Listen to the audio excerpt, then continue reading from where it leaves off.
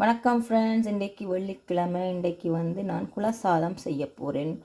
குலசாதத்துக்கு நல்ல குத்தரிசி எடுத்து வச்சுருக்கிறேன். குலசாதம் என்ன மரக்கறி இருந்தாலும் நாங்கள் போட்டு சமைக்கிறது தான் குலசாதம். இந்த குலசாதத்துக்கு நான் என்னட்ட இருக்கிற மரக்கறிகள் என்ன மீதாலும் இருந்தால் எடுத்து போடுவேன். இப்போ இருக்கிறதெல்லாம் கழுவி வெட்டி வச்சுருக்கிறேன்.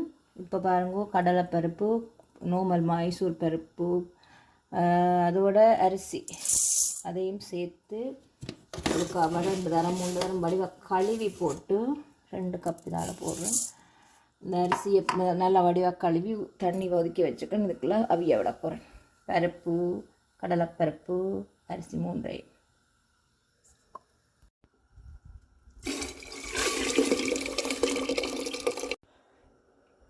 இனி இப்படியே இந்த மரக்கறிகளையும் ஒவ்வொன்றாக போடுவோம்.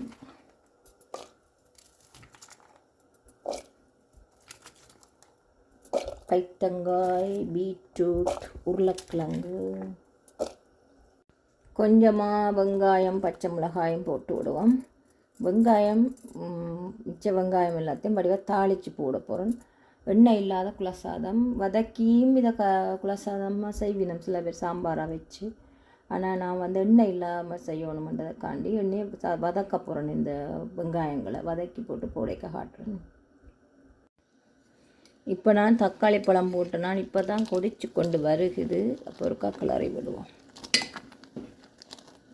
நல்ல மிரக்கறி குலசாதமாக வரும். இந்த பருப்பு எல்லாம் அவிஞ்சு நல்ல வடிவாக சேர்ந்து வரைக்க நல்ல ஒரு குலசாதம். அடியில் அடி பிடிக்க விடக்கூடாது, அதுதான் மெயின் ப்ராப்ளம்.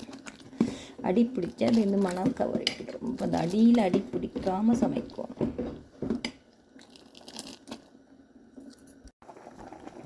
இப்போ பாருங்கோ, அவிஞ்சு கொண்டு வருது இந்த குலசாதம். இதுக்கு இனி மிளகாய் தூள் போட வேணும். இந்த மிளகாய் தூள் பச்சை மல்லித்தூள். மல்லி, மிளகு, சீரகம், மிளகாய் எல்லாமே பச்சையாக அரைச்சது தூள். கூடுதலாக இந்த குலசாதம் சாம்பார்களுக்கு பச்சை மல்லித்தூள் போடுறதான் டேஸ்ட் கூட.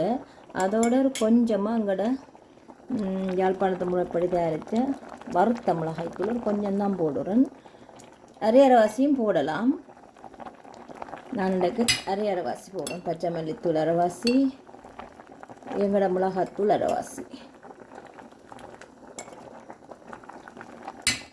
காணும். இனி இப்போ வெங்காயம் வட்டி வச்சுக்கிறேன், தாளிக்க போகிறேன். இனித்தான் நான் உப்பு போட போகிறேன். தேவையான அளவு உப்பு போட போகிறேன். இப்பயே நல்ல வடிவாக அவிஞ்சு விட வடிவாக இருக்குது.